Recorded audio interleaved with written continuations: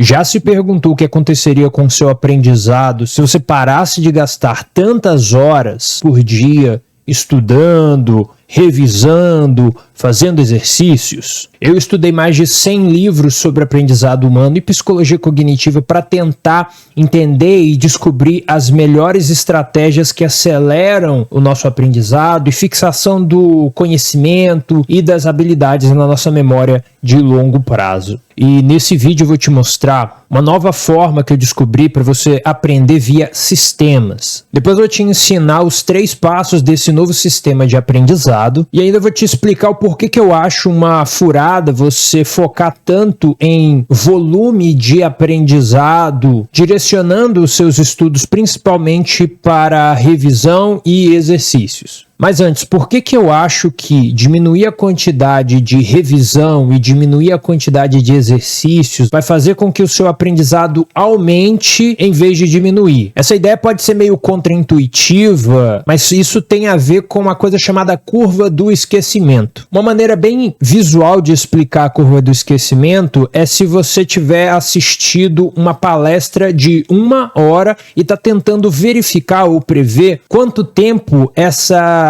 informação que você aprendeu na palestra vai ficar na sua cabeça ao longo dos dias e das semanas que passam. Quando eu comecei a estudar ou iniciei essa jornada de autodidatismo, a curva do esquecimento era a única estratégia de estudos que eu conhecia e aplicava diariamente. Nesse meu cotidiano de aplicação da técnica, o calendário de revisão que eu aplicava era basicamente esse que eu vou te contar agora. Então eu assisti aquela palestra ou vídeo ou aula de 1 hora até conteúdo escrito e logo depois eu fiz ali uma primeira revisão. Essa primeira revisão, seguindo a ideia da curva do esquecimento, precisa acontecer em menos de 24 horas. Vamos ignorar nesse momento como fazer essa revisão. Vamos simplesmente usar o bom senso ou o senso comum do que é uma revisão. Seguindo o calendário, 4 dias depois eu pego novamente esse material para fazer uma revisão. Então a primeira foi em menos de 24 horas e a segunda foi em 4 dias. A terceira revisão acontece em 14 dias e a quarta revisão vai acontecer em 15, 25 a 30 dias e nesse ponto a gente começa a duplicar a quantidade de tempo até chegar a 12 meses. Quando chega nos 12 meses, eu jogo fora as anotações ou faço uma revisão geral das anotações que eu tenho para decidir se eu jogo fora, arquivo ou mantenho ou transformo em uma outra coisa. Se eu me fiz entender corretamente, a metodologia, em teoria, parece ser bem interessante, bem organizada, até mesmo um pouco científica e organiza bem ali as nossas ações de revisão para os materiais que a gente estuda. Mas conforme eu fui ganhando mais experiência e fui entrando mais a fundo no mundo do aprendizado e do autodidatismo, 3 problemas graves com a curva do esquecimento apareceram no meio das minhas pesquisas. O primeiro problema é um dos mais graves. Eu acredito realmente que a maior parte das pessoas que aplicam a curva do esquecimento ignoram esse problema. Então é aquela coisa que todo mundo sabe, mas todo mundo ignora, porque senão essa maneira de aplicar a curva não funciona mais. Então imagine que você está aplicando essa estratégia de curva do esquecimento e no dia 1 você gerou ali um conjunto de anotações para serem revisadas na próxima sessão de revisão do seu calendário. Como os intervalos são fixos, você pode até colocar uma data de revisão. Então se você estudou no dia 1, a primeira revisão vai ser ali no final do seu dia de estudos, né, da sua sessão de estudos, e a segunda revisão vai ser 4 dias depois. Ou seja, no dia 1 você estudou, a próxima sessão de revisão será em 4 dias, ou seja, no dia 5. Até aí a ideia parece muito simples e é só você criar ali algumas caixas ou ali colocar um adesivo com a data de revisão ou colocar lá no seu calendário. É fácil de você gerir. O problema é quando no dia 2 você também estudou. Se você estuda 3 ou 5 vezes por semana, você vai entender muito bem o que eu estou falando. À medida que você estuda no dia 2, a próxima sessão de revisão daquele material vai ser 4 dias após, ou seja, nesse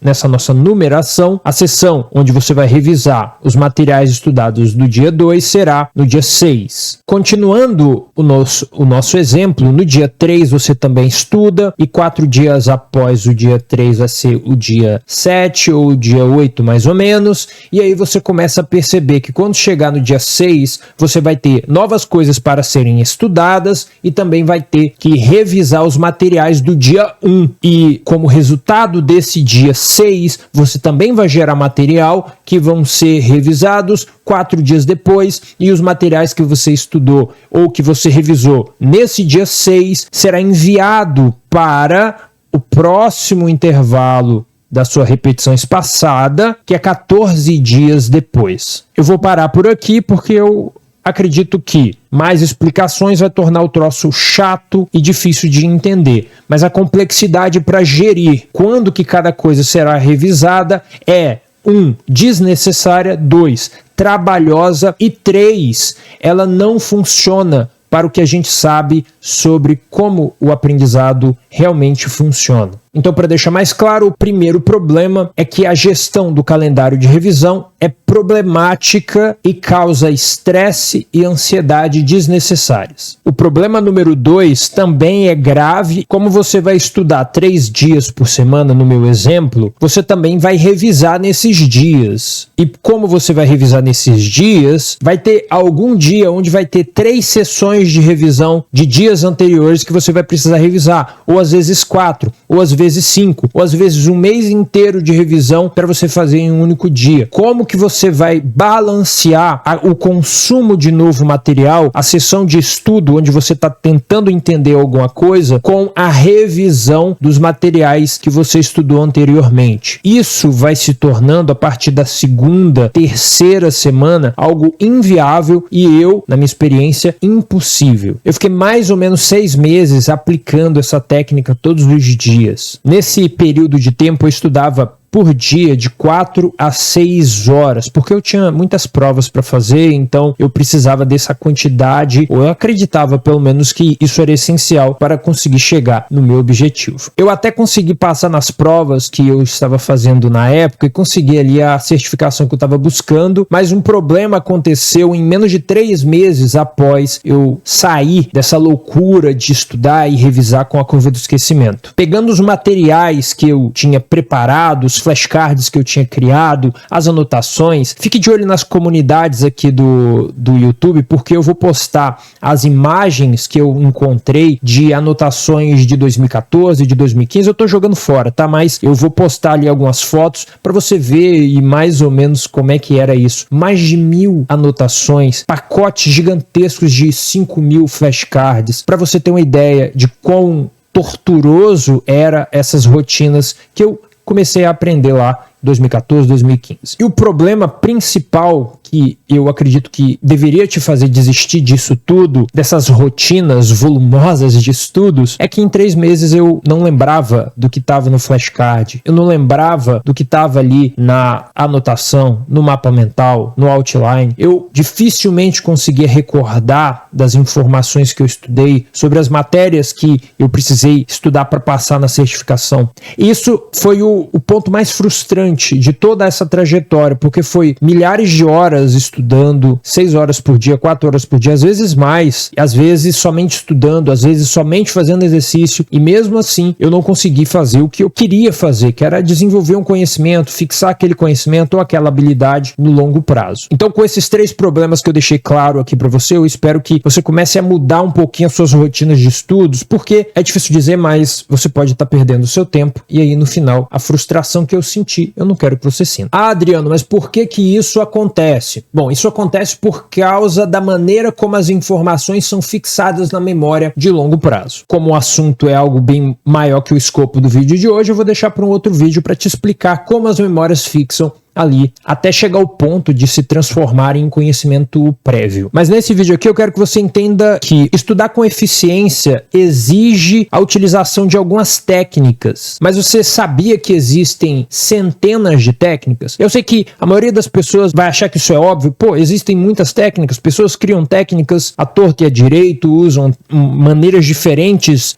de aplicar a mesma técnica, mas reflita comigo. Quando eu comecei a estudar, quando eu comecei a tentar aprender isso e vi lá que a curva do esquecimento era funcional, mas tinha esses problemas que eu citei anteriormente, eu comecei a testar todas as técnicas que eu conseguia encontrar pela frente. E existe um grande problema quando você tenta aplicar várias técnicas de estudos no seu aprendizado. Isso acontece porque as técnicas de estudo são um conjunto de habilidades ou de microhabilidades. Em uma academia, por exemplo, em um treino de condicionamento geral, um dos exercícios mais comum é a flexão de braço. Uma pessoa comum, leiga nos processos e nas habilidades e microhabilidades, olha para uma pessoa fazendo flexão e chega à conclusão de que é muito fácil fazer aquele exercício. E essa ideia é interessante porque a gente pode diferenciar, por exemplo, um treinador e uma pessoa leiga nessas opiniões. Então, por exemplo, a pessoa leiga vai ter essa ideia de, pô, é muito fácil fazer isso. E o treinador vai ter uma ideia de, ou a flexão é perfeita ou ela não é perfeita.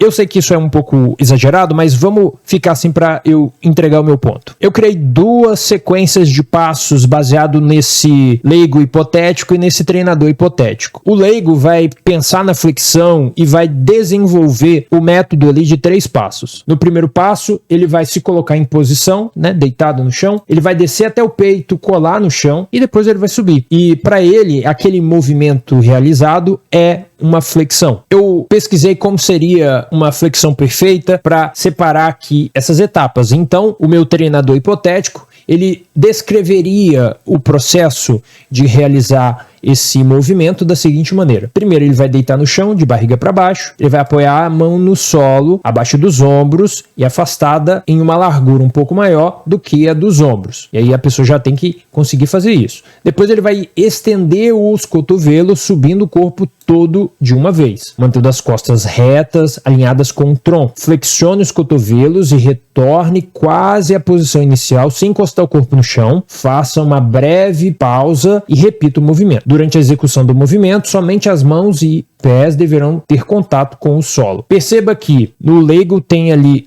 um baixo nível de complexidade e a execução é simples. Ela não exige processamento, ela não exige uma cognição na realização do movimento. Então você poderia abstrair esse exemplo que eu estou te dando na separação entre o leigo e o treinador para corridas, o jeito que o pé toca o chão, a maneira como a pessoa respira, como ela movimenta os ombros, o leigo e o treinador. Perceba que existe uma complexificação da movimentação, uma complexificação da utilização da técnica ou da habilidade quando a pessoa é um pro ou quando a pessoa é um leigo. Quando você aprende dezenas de técnicas de estudos de maneira superficial e essas técnicas não funcionam, você acaba tendo a impressão de que o problema está ali na técnica e por isso você deve usar uma outra técnica e não com o seu nível de competência para com a técnica. E aí eu volto. A técnica é uma habilidade ou uma microhabilidade que em conjunto forma o resultado que você espera. Caso você não domine as habilidades ou microhabilidades que formam aquela técnica, é muito difícil você conseguir gerar o resultado esperado. Mas eu descobri que a melhor forma de fazer isso é estudando através de um sistema de aprendizado. Eu criei um para esse vídeo e eu vou te mostrar como ele funciona agora. Como o sistema é de aprendizado, ele tem por objetivo fazer com que você, ao final dele,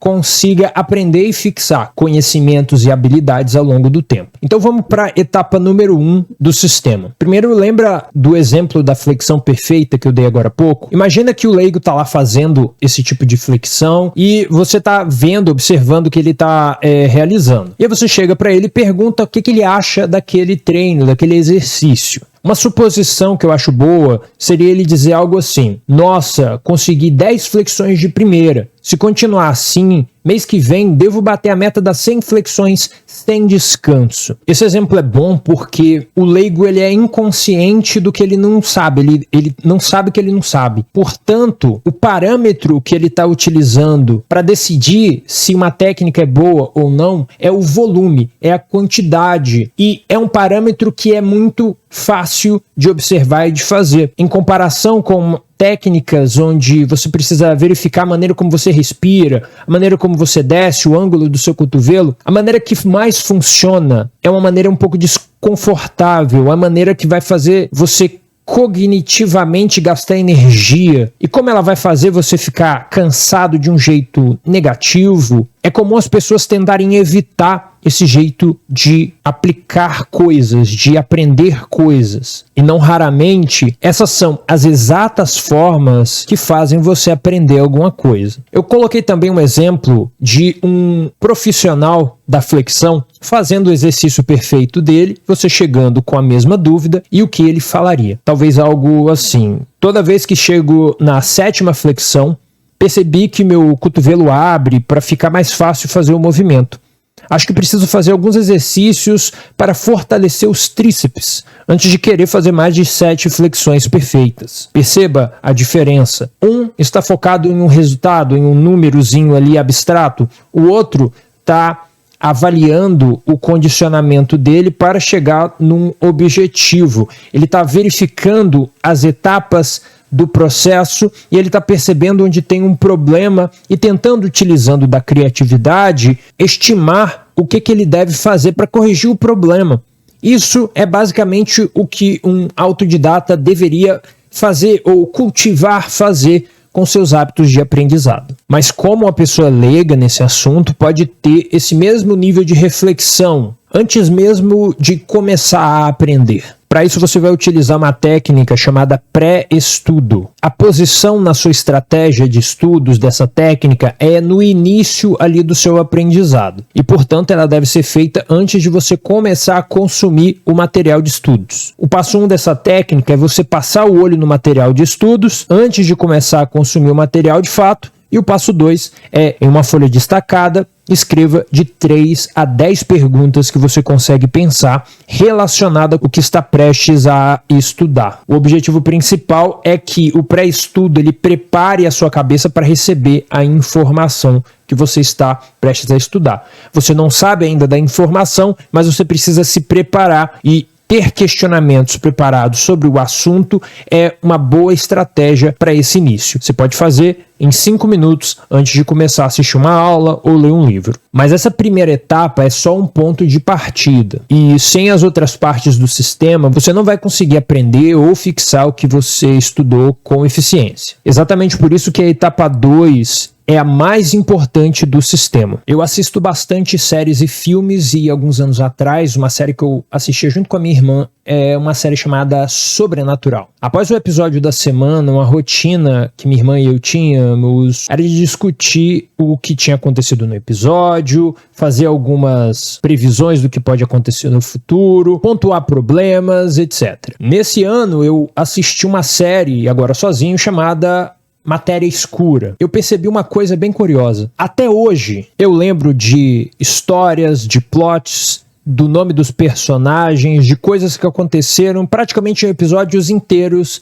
da série Sobrenatural. Só para não deixar ela como específica, eu também tenho essas memórias de outras séries como Smallville, como Um Estranho no Paraíso e outras que passavam no SBT. O estranho é que essa série recente, eu lembro de maneira bem superficial sobre o que aconteceu nas situações da série. E o motivo principal é que nas séries anteriores, que ficaram na minha memória, que duram comigo anos depois e ainda estão aqui, e essa série nova, é que nessas primeiras séries existia a etapa 2, que eu vou te explicar daqui a pouco, e nessa série atual existe pouco, quase nada da etapa 2 nela. Se você deseja lembrar das informações que você estuda, é preciso processar essas informações de maneira profunda. E existem várias técnicas para fazer isso, eu vou te ensinar 3 agora. Um bom processamento das informações requer um engajamento alto da pessoa com aquele material sendo consumido, seja uma série, seja um filme, seja um livro. Pode parecer diferente, pode parecer estranho, mas quanto mais ativo você conseguir ser no seu processo de absorção desse conteúdo, mais as informações, habilidades e conhecimentos vão fixar na sua memória de longo prazo. Uma primeira maneira que você, como autodidata, pode aplicar isso é criando, ao longo do consumo do material, um mapa mental de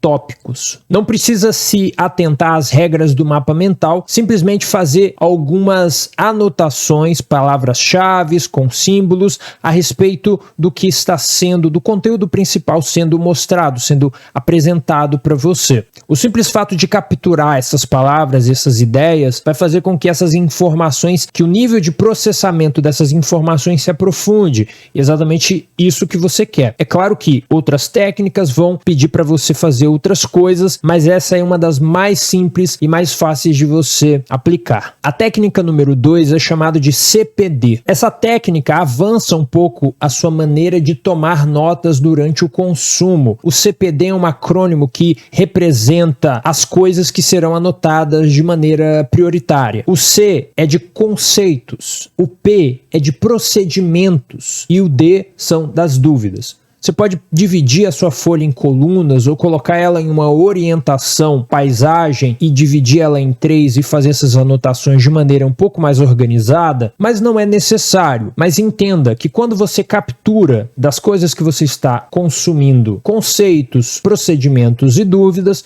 você vai estar muito mais preparado para fixar essas informações e conhecimentos e habilidades na sua memória de longo prazo. A próxima técnica é uma técnica avançada que eu ensino em cursos, mas eu trouxe aqui para você só uma explicação mais geral, e se você fizer isso com a próxima coisa que você vai consumir, talvez você consiga dominar essa técnica e vai transformar a sua maneira de estudar. O nome da técnica também é um acrônimo e é o ZIZO. Z-I-Z-O. O acrônimo significa Zoom In e Zoom Out. A ideia é que o processo de aprendizado é dado através de conexões criadas na sua memória. Esse Zoom In e Zoom Out é uma maneira de forçar isso a acontecer, o que é muito legal. A ideia principal é que as informações elas nunca estão soltas, elas sempre fazem parte de um conjunto de informações ou superior ou inferior, maior ou menor. Então, da mesma forma que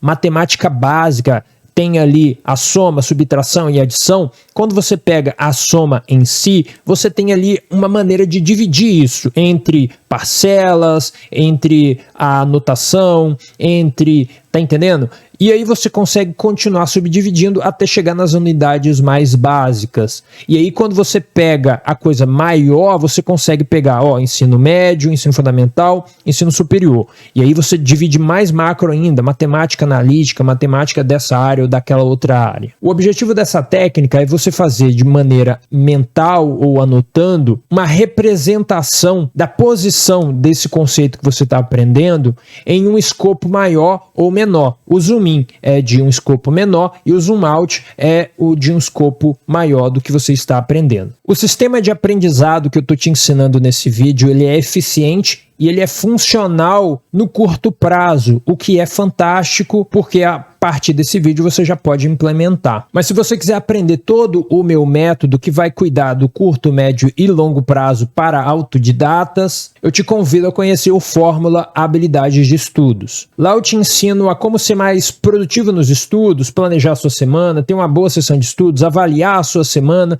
utilizando o Notion e outras ferramentas. Te ensino técnicas e habilidades para você compreender as informações, memorizar essas informações, como a memorização funciona de verdade, e tudo isso em um único treinamento que você pode utilizar ali para aprender qualquer assunto. É realmente um curso para autodidatas que estudam sozinhos. Se você quiser conhecer mais sobre o treinamento, eu coloquei um link aqui e no comentário fixado para você ir lá e conhecer mais. Tem um vídeo explicando melhor como ele funciona. Mas voltando aqui ao sistema de aprendizado. Mesmo que você entenda tudo que você estudou na aula, uma grande parte dessas informações, como no exemplo que eu dei da curva do esquecimento, vai desaparecer da sua cabeça em 30 dias, em 3 meses ou um pouquinho mais. Exatamente por isso que a próxima etapa do nosso sistema é tão essencial e é tão importante de você utilizar. Me responde o seguinte: alguém chegou para você e perguntou sobre um filme que você diz que gosta bastante, você tenta lembrar de alguma coisa, de uma cena, de uma situação, de uma circunstância e simplesmente não consegue. É como se a informação estivesse ali na sua cabeça, mas ela não tivesse disponível para ser acessada naquele momento. É algo que frustra um pouquinho. Um exemplo que eu posso te dar é de um filme que eu vi uns bons anos atrás chamado Happy Feet,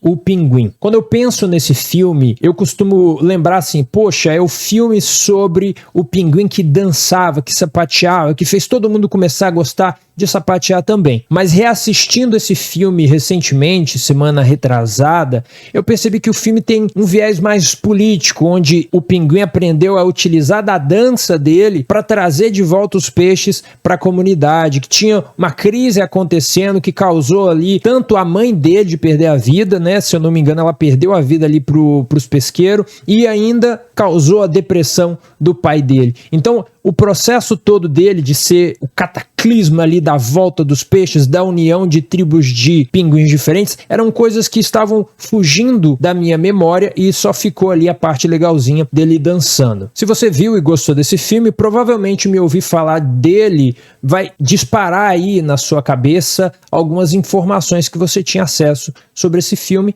e você pode acabar caindo no grande problema que todo autodidata tem, que é chamado ilusão da fluência. A ilusão da fluência é engatilhada quando você ouve alguma coisa que você é familiar e você interpreta a situação como sendo uma informação que você sabe, não uma informação que você entendeu do que a pessoa falou, mas do que você sabe. Isso é um problema porque a ilusão da fluência, ela acaba te impedindo de aprender coisas novas, porque você não consegue aprender se você tem a confiança exagerada no seu aprendizado. A ilusão da fluência, quando ela ataca muito os autodidatas, acaba caindo no Dunning-Kruger, que é aquele gráfico que demonstra que o nível de confiança de uma pessoa que não sabe quase nada, mas sabe um pouquinho sobre um assunto, é grande pra caramba, mas à medida que ele se expõe ao conteúdos, que ele treina, que ele desenvolve habilidades e conhecimentos, o nível de confiança dele vai caindo, vai caindo, vai caindo, vai caindo, até chegar a um ponto que ele consegue entender, eu sei que nada sei, e aí a confiança dele começa a subir novamente, porque através da humildade para com o conteúdo, ele consegue desenvolver técnicas e habilidades, conceitos, conhecimento prévio necessário para ele evoluir naquela área de conhecimento. Antes, ele era só uma pessoa ignorante, com alta confiança sobre o assunto, e agora ele aceitou a jornada de aprendizado, que é uma jornada de vida, e não é simplesmente vi um post e já sei sobre o assunto. Eu estou falando isso porque, em um bom sistema de aprendizado, a próxima etapa é a mais importante.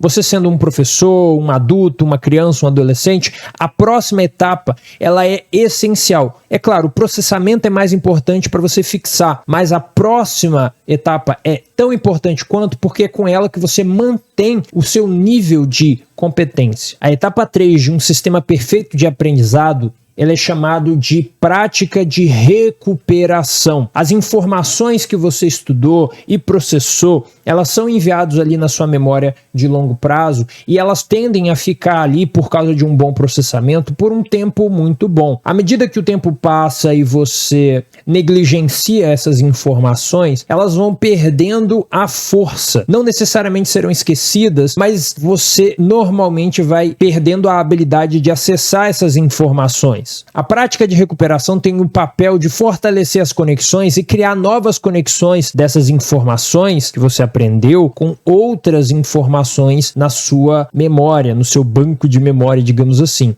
A prática de recuperação é normalmente negligenciada por estudantes, por autodidatas, por pessoas comuns, devido ao desconforto que é você ter que fazer ela. As pessoas apenas aplicam a prática de recuperação em ambiente formal, preparação para prova, preparação para concurso, mas em um ambiente autodidata, as pessoas tendem a focar muito no consumo do material e ignorar, negligenciar a importância que é você fazer a prática de tirar da memória as informações que você, em teoria, colocou lá dentro. Exatamente por isso que, quando você não faz a prática de recuperação, você não sabe que você não sabe de algo. Então você fez o processamento, construiu uma crença de que você entende a informação, passa para a próxima e tá tudo bem, e aí você começa a construir esse mindset de eu sei sobre aquilo, eu sei sobre aquilo, eu sei sobre aquilo outro, mas como você nunca tentou fazer a prática de recuperação, tirar da memória o que você realmente sabe sobre aquele assunto, você não tem essa certeza e não tem como você ter. A maneira mais fácil de você aplicar a prática de recuperação na sua rotina de estudos é você pegar um bloco de 15, 30, até mesmo 1 hora, se você estuda muita coisa,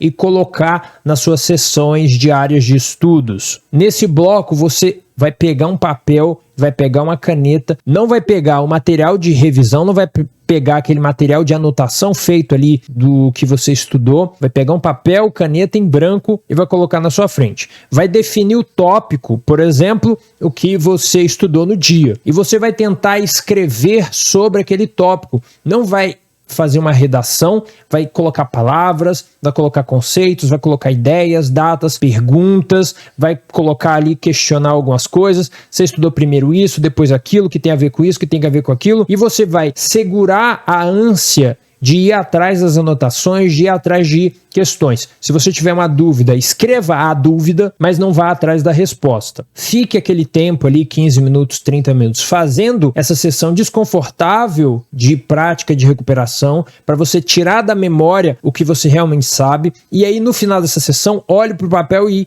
afirme para você mesmo, é isso que eu sei, eu só sei disso. E aí você vai preencher as lacunas no seu material de revisão, nas suas anotações realizadas ao longo dos estudos. Se acostume com essa técnica que você vai perceber a cada dia como as informações vêm mais rápido na sua memória, como você consegue fazer ligações que antes você não conseguia, como as informações que você está estudando pela primeira vez estão mais claras e estão fazendo mais sentido, mais rápido do que anteriormente. Isso é a resposta que o seu cérebro dá para o esforço que você fez. É como você malhar o seu bíceps e aí depois de 1 mês, depois de 1 mês e meio, você começa a perceber que levantar as coisas está um pouco mais fácil, correr está um pouco mais fácil, acordar de manhã está um pouco mais fácil. Ah, mas eu não me esforcei para esses resultados. Eu só treinei o bíceps com flexões perfeitas. Esses resultados são consequências